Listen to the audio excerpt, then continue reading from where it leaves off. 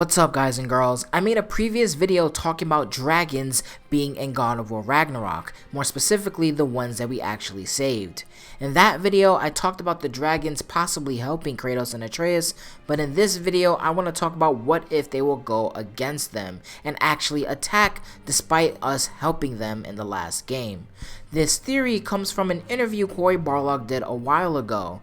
He talked about the dragons returning. Here's what he had to say. Ceiling coming down. Yeah. And dragons, like, when we first started talking about those, I was like, I want an enemy that you don't fight, right? Yeah. That it's like, hey, you're actually going to do something good, right? But in typical fashion, who knows what that's going to manifest as, right? Especially These are the things that it's like, hey, you're going to go through and you're going to free these 3 dragons. They're very specific dragons. Yeah. And maybe later in the future of these games, they might come back. And will you regret that you did that? I don't know, man. That's what's so cool about it, is that you place all these things and who knows what's going to come back. So Cory is hinting that the dragons may come back and try to attack us, but the question is though, why?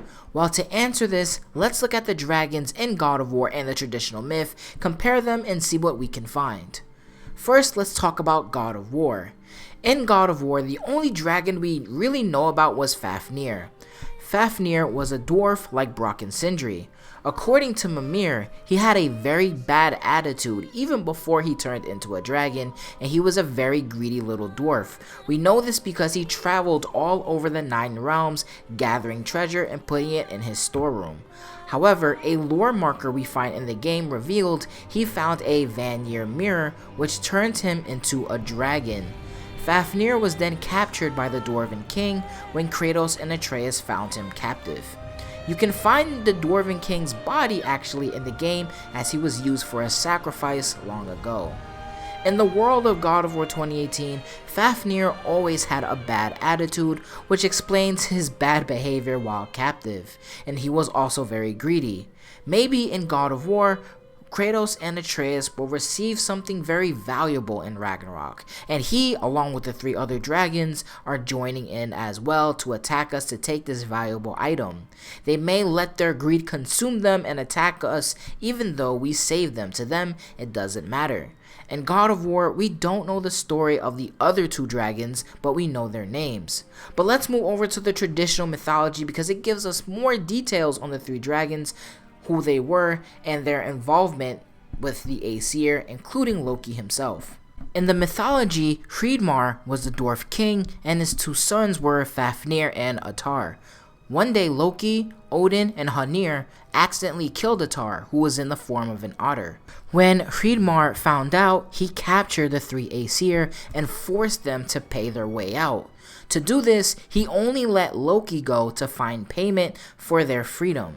When Loki returned, he offered Andvari's ring and cursed gold. Because Fafnir wanted the gold for himself, he killed his father. Due to his obsession with the gold, he slowly became a dragon. Dragons in Norse mythology are a symbol for greed. This story once again shows Fafnir's greed, killing his own father for gold. But what about the other dragons? I think the other dragons, although we don't know much about them in the world of God of War, Fafnir perhaps attacks us and the other 2 come in. It is also very interesting that in the traditional myth, Loki offered Andvari's ring. In the world of God of War 2018, Atreus, Loki, had Andvari's ring and could actually talk to the ring. And correct me if I'm wrong, we actually see Andvari's ring in the first God of War Ragnarok reveal trailer. I once again love Santa Monica's writing, right? I love the people who make this story because it's so damn interesting and it ties into the traditional myth in so many different ways. This is why they had Atreus, Loki, keep Andvari's ring even after God of War 2018 was over. Andvari's ring, Loki, and Fafnir are all connected in the traditional myth, and now they might be connected in God of War Ragnarok, considering that Loki has Andvari's ring, and Cory Barlog is pretty much hinting that the dragons may go against us, including Fafnir. It is fucking mind-blowing how they connect all this shit together, and it's actually sending shivers down my spine as I'm talking to this microphone to you all right now. But what do you all think? How does this all connect to one another? Are they gonna fight us? Are we gonna have to give Anvari's ring to Fafnir? Maybe make the dragon stop attacking us?